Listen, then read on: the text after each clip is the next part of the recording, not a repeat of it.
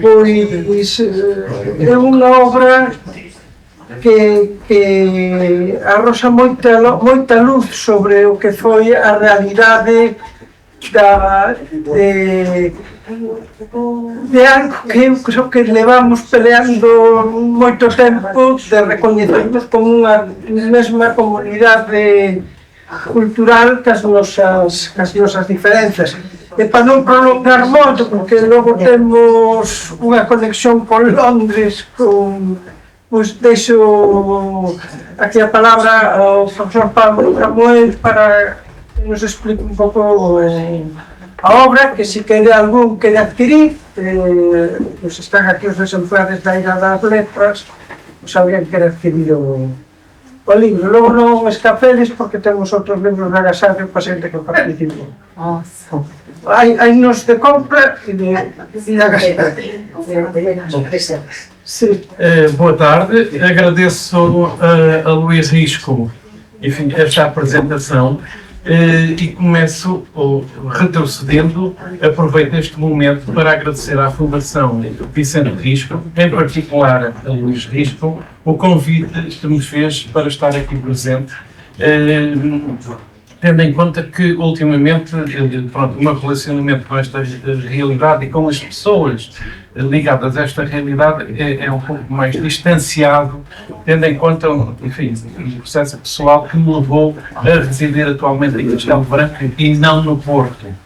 E portanto tornou-se um bocadinho mais difícil acompanhar toda esta investigação em torno da Renascença Portuguesa da geração nós, porque realmente estou nestes últimos 3 anos dedicado a um novo projeto.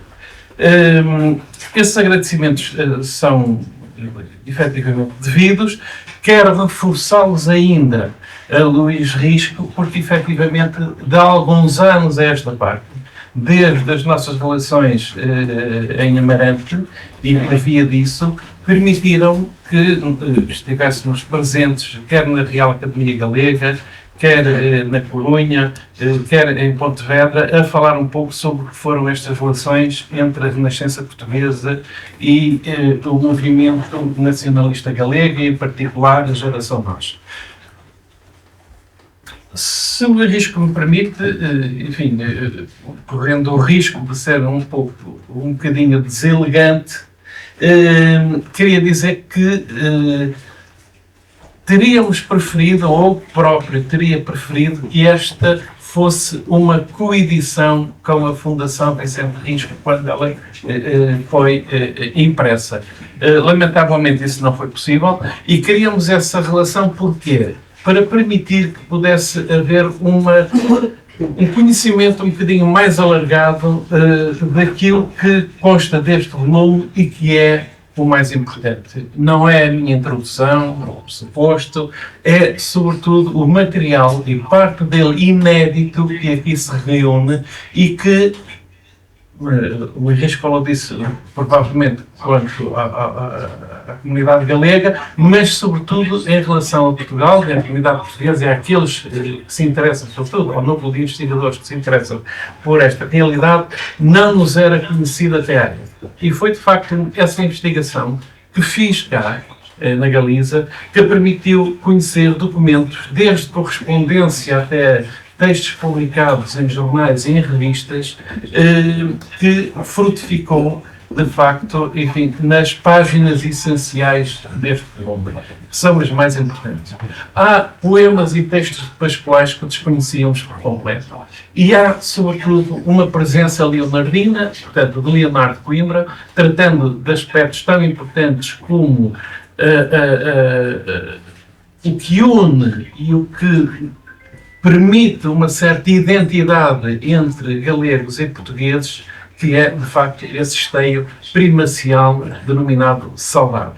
E Leonardo Coimbra fala nisso quando escreve para um periódico galego a propósito do que é saudade e como esta é, de algum modo, plasmada logo desde a sua essência na paisagem, seja ela a natureza, seja ela a humana, na Galiza.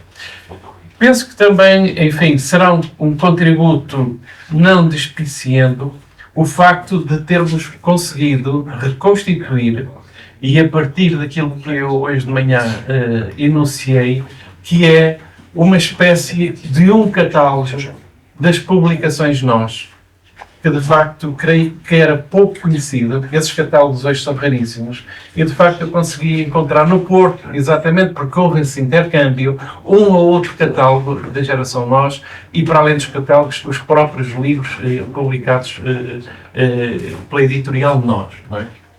Que são, como sabem, ou que integram, melhor, como devem saber também, primeiras edições de alguns dos autores que foram aqui nomeados. Não é?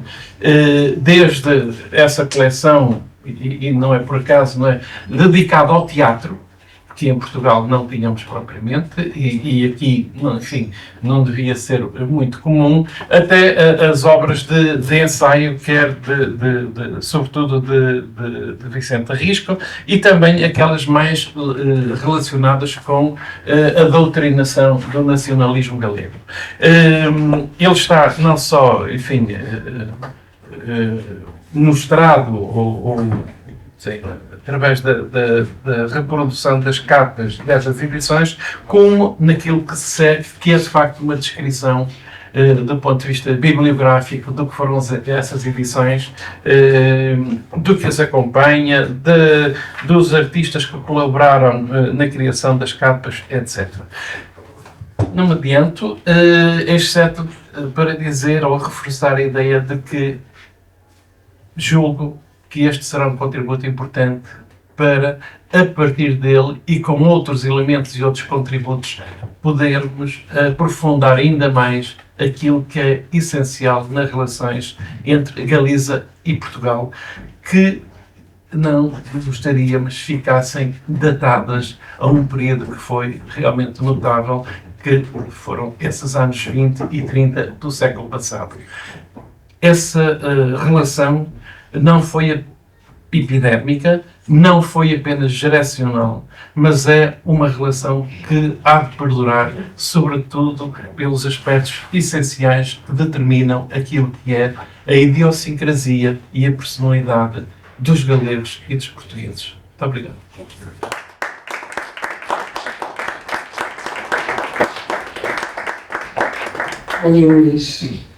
Eu creo que é a mellor maneira de valorar o traballo do profesor Paulo Samuel e ler o libro, porque realmente é curioso como tópicas que, sobre todo na Galiza, manexamos moito, damos por lugares sabidos, recolle que hai unha intencionalidade política, unha intencionalidade non partidista, sino política, de crear ese lugar común, ademais nunha época na que o galego e o portugués ortográficamente eran moito máis similares. Claro. É dicir, é curioso como E eu penso que a norma separou, sim, tanto nos dous países. sim. E aquilo que eu julgo, do ponto de vista, enfim, de considerar isto à distância, dado que agora também estou, de alguma forma, afastado, enfim, do universo académico e universitário, não é? É que há que retomar essas relações. E se no Porto isso foi possível fazer, quer com a Faculdade de Letras e, em particular, com o Centro Regional de Porto da Universidade Católica, é importante, ou seria desejável, que esse relacionamento designadamente académico, voltasse a ocorrer. Porque é esse que irá permitir, sobretudo no campo da investigação, que outros estudos possam surgir. Porque, enfim, isso não ocorrendo, que teremos são trabalhos, serão estudos isolados, que se vão dar quer do lado de Portugal, quer do lado da Galiza, não é? No seu próprio território, sem haver de facto esta permuta e esta compreensão mais global, do ponto de vista de juntar as duas entidades, que efetivamente têm, desde logo, este tronco comum que é a língua. Não é? E que no caso português, nós reconhecemos, não tem apenas a ver com, enfim, um denominador mais recente e temporal, mas que entronca desde logo, enfim, na Idade Média, não é? E nos cancioneiros galeco-portugueses.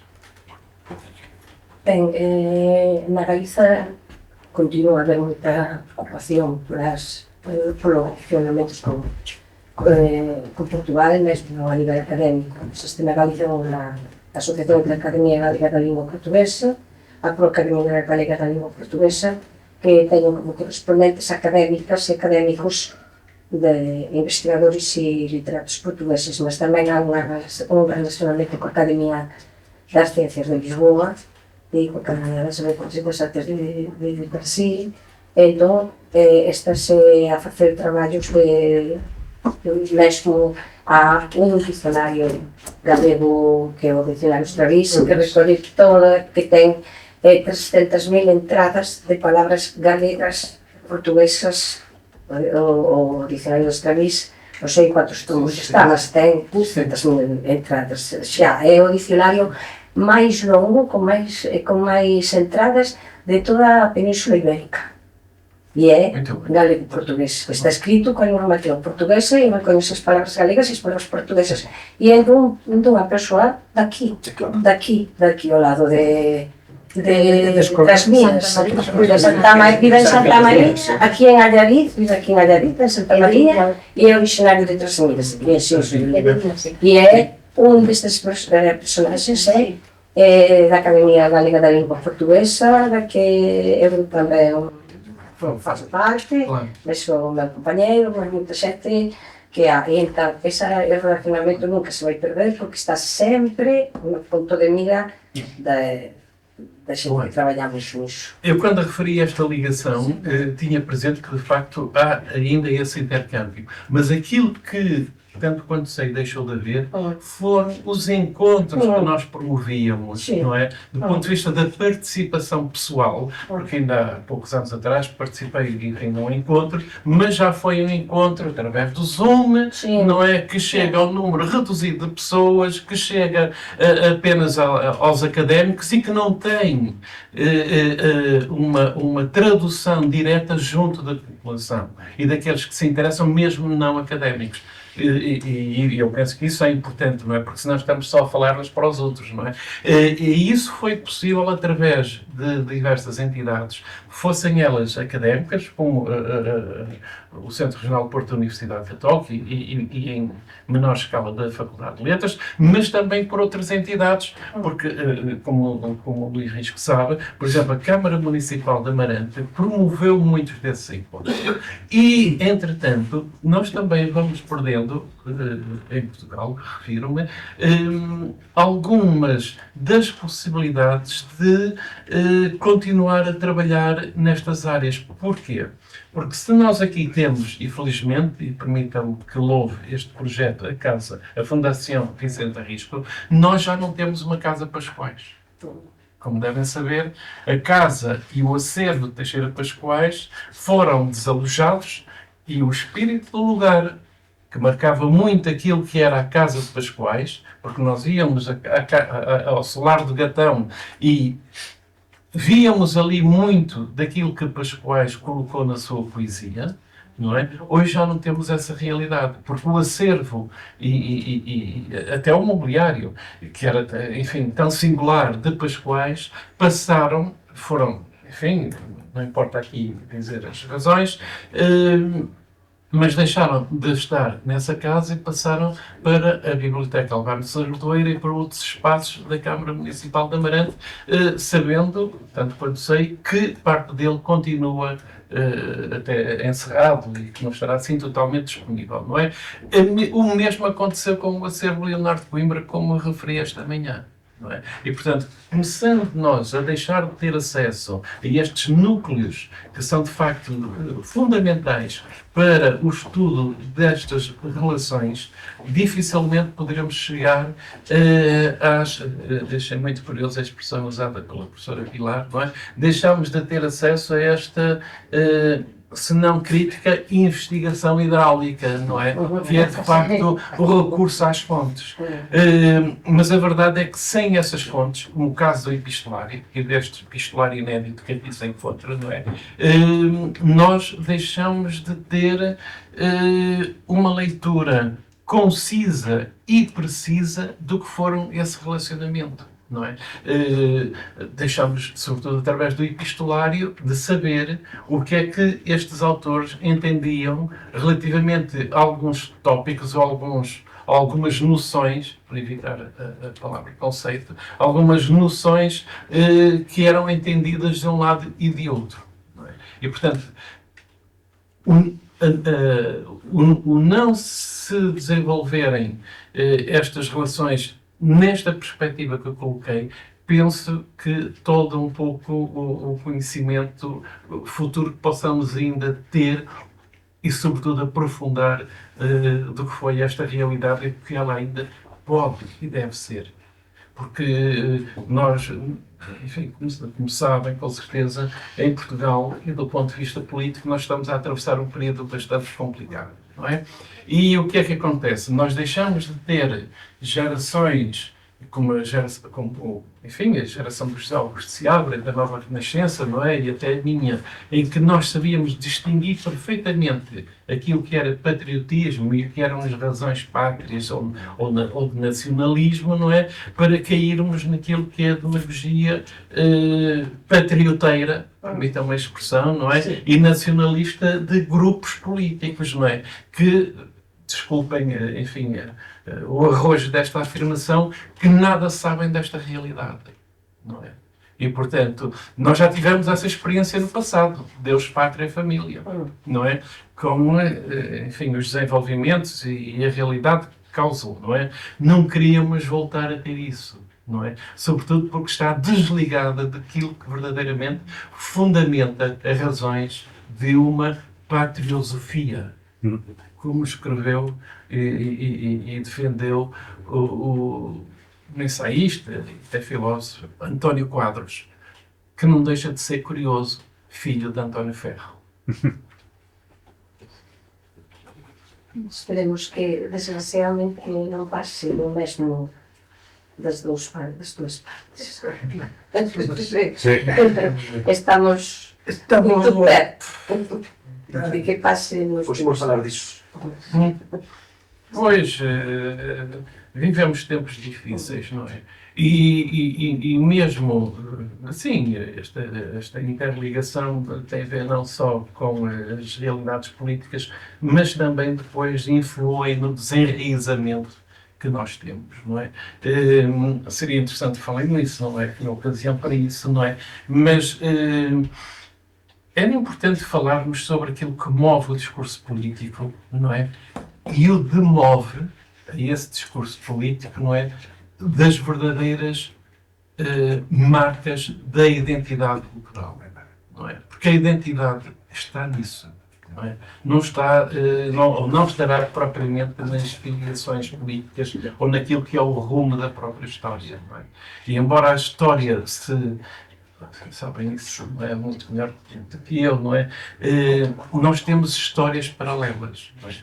Nós temos a história que fica escrita e aquela que passa a constituir a marca do nosso tempo e das comunidades em que vivemos, e temos uma história paralela, quando não por vezes subterrânea, que é uma história feita também de realidades, porventura, talvez mais marcantes do que essa que foi escrita, não é? E porquê? Porque os historiadores têm que atender àquilo que, e sobretudo quando não viveram ou não vivenciaram esses períodos, têm que recorrer mais uma vez às fontes. E o que são as fontes, não é? Há algum tempo atrás era sobretudo os periódicos e a imprensa que garantiam uma certa... por isto da forma mais simpática, não é? Que garantiam uma certa realidade do facto histórico. Mas, como nós sabemos, e sobretudo quem está nas universidades e produz textos, não é? Nós sabemos como é que hoje é feito o tratamento da história. Nós sabemos como hoje é feito, em grande parte, o próprio tratamento do dado científico. O recurso é, inexoravelmente, a net. É feito através daquilo que lá se coloca. E ali não há filtros propriamente. Não é? E nós vemos, eu tive essa experiência, enfim, quando dei aulas na Universidade de Fernando Pessoa, no Porto, não é? Alunos de final de licenciatura, eles próprios, alunos, muitas vezes nem sequer têm a consciência, no sentido de consciência, a consciência de que estão a usar ou a utilizar fontes que muitas vezes acabam por extrair. Não é? Eu recordo-me, e já tenho contado, enfim, este exemplo, de ter alunos que me entregaram textos de final de curso em brasileiro. É verdade. E nós também sabemos como é que hoje funcionam as universidades. Não todas, porventura, não é? Mas, enfim, há sempre aquelas reuniões finais, não é? Em que temos que atender à necessidade dos alunos continuarem nas universidades, não é? Nas faculdades. E, portanto, tudo isto desvirtua um pouco aquilo que deveria ser não só o ensino, não é? Como a exigência a ter cada vez menor. Cito outro exemplo. Nós chegamos a ter um caso em que, questionado um aluno sobre, enfim, numa unidade curricular sobre determinado assunto ou determinada área de saber, levantou-se e disse muito ostensivamente: professora, era o caso, era uma colega, não é? Eu pago para a senhora saber. Portanto, é nisto que estamos, pelo menos, enfim, em Portugal ainda é um pouco isto, não é? Não é, remato com isto. Não é grave para nós, porque temos, ou ainda tivemos a possibilidade de ter acesso a um outro tipo de conhecimento e de saber, quer direto, através da nossa própria formação, quer também direto, mas por interpostas pessoas que foram a nossa família e a geração anterior, ou as gerações anteriores. Mas temos que ter presente que as novas gerações não têm esse esteio. Hoje, o problema educativo é um problema fundo e é um problema que cortou de alguma forma ou que está a desvincular de alguma forma estas relações, desde logo as relações familiares. Não é? E não por acaso hoje o diálogo cada vez é menor entre pais e filhos. E os pais entregaram ao ensino, às escolas e, sobretudo, às redes sociais essa formação. O futuro será com certeza hipotecado por isto. Muito obrigado.